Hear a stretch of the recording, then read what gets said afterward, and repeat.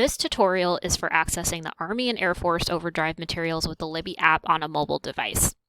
If you do not already have the Libby app on your mobile device, you will need to download it from your app store.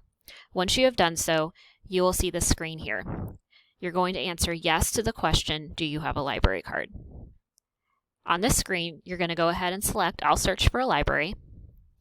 In the search box, you will type out Department of Defense.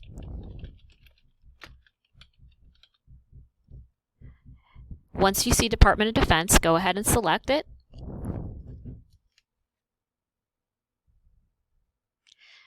And when you get to this screen, you will go ahead and select Choose a Location. For us, that's going to be the U.S. Air Force. So you'll scroll all the way down and select U.S. Air Force.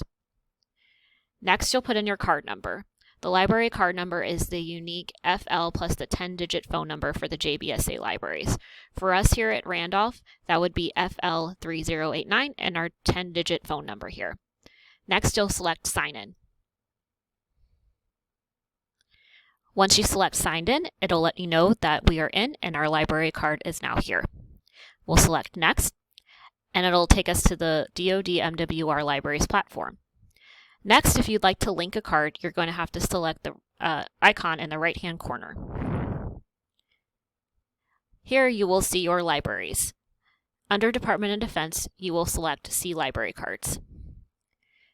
Here is our linked card for the Air Force. If you'd like to add the Army MWR card, you'll have to select Add Another Card.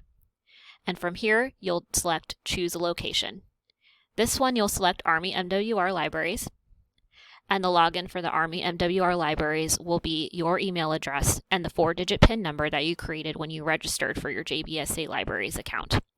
Once you do that, you will have 2 linked cards, and you will then have access to both the Air Force and the Army's materials.